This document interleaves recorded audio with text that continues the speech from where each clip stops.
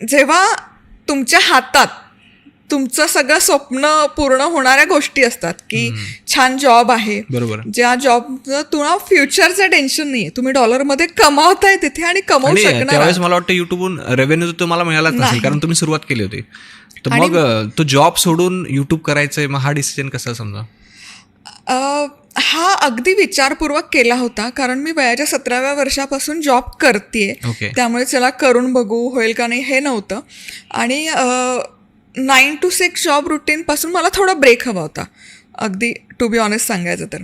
त्यामुळे मग पूर्ण विचारपूर्वक की 17व्या वर्षापासून ते आता इथपर्यंत मी जॉब केलेला आहे, त्यामुळे इनफ फंड्स होते, ओके, सेव्हिंग्स होते, ॲसेट्स बिल्ड झाल्या होत्या की जेणेकरून मी जरी आता 1-2 वर्ष काही अर्न न करता जरी काम केलं तरी मी सर्वाईव्ह होऊ शकते. ही क्लॅरिटी होती विचारांची. तुमचं वाय क्लिअर होता म्हणजे आधीपासूनच. हां, त्यामुळे मग आणि काही पॅरलली आम्ही गोष्टीही सुरू केल्या होत्या की जसं आपण आत्ता बोललो की प्लॅन बी हवा, बरोबर, इन्कमचा दुसरा सोर्स पण हवा. सो या दोन्ही गोष्टी की जिथून प्लॅन बीतून मला एक फिक्स इन्कम येईल की जेणेकरून ते फ्रस्ट्रेशन रिलीज नाही होणार की मंथली मला इतकी सॅलरी येते बँकेत, ती पूर्ण बंद होते. सो मग त्याच्या बेसिसवर माझं यूट्यूब सुरू झालं. इथं एक क्वेश्चन विचारायचं आहे मला, की आपल्या ज्या महिला असतात समजा, ते लवकर असं बाहेरच्या लोकांसमोर येत नाही, कारण आपली संस्कृती तशी आहे समजा. मला असं वाटतं त्यावेळेस तर जास्त काही यूट्यूब एवढं फेमस पण नव्हतं. मग तुम्हाला अशी भीती नाही वाटली का की आपण कॅमेरावरती व्हिडिओ बनवू, मग काय होईल समजा? कारण हे आपले लोक घाबरतात ना, महिला विशेषतः घाबरतात. मग त्यावेळेस कसं केलं म्हणजे? मला खरंच भीती नाही वाटली. खरंच मी कधीच, मला इतकं एक्स्ट्रीम स्टेज फिअर होतं. 4 लोकात बोलायचं तर मी विचार करायचे, कधी कधी हात थरथर कापायचे, घाम फुटायचे, इतकी माझी वाईट अवस्था होती.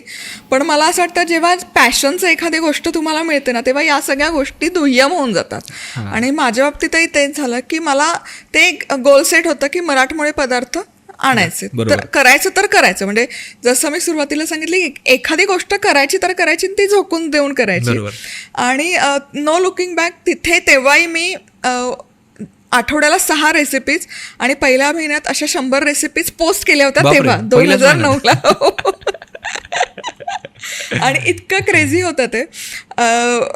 काहीच माहिती नव्हतं मला, काहीच नाही. मला मैत्रिणीने ट्रायपॉड दिला, कारण नवऱ्याकडून कॅमेरा हातात धरून शूट करणं शक्यच नव्हतं, कारण ही वॉजंट अवेलेबल. मग मैत्रीण म्हणाली, घे ग तू ट्रायपॉड घेऊन बघ.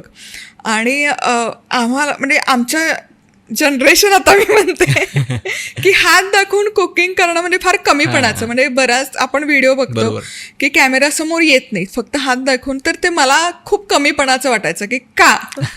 मग मी तो फ्रंट मास्टर कॅमेरा सेट करायचा, सिंगल कॅमेराच होता, तो सेट करायचा, सुरुवात करायची, बोलायचं असं असं करायचं. आणि आता मी फोडणीत मोहरी घालते की तिथे तो कॅमेरा बंद करायचा, तो परत पॅनवर आणायचा, ती बेसिक फोडणी घेऊन द्यायची की जेणेकरून ते 2 कॅमेरा शूट वाटेल.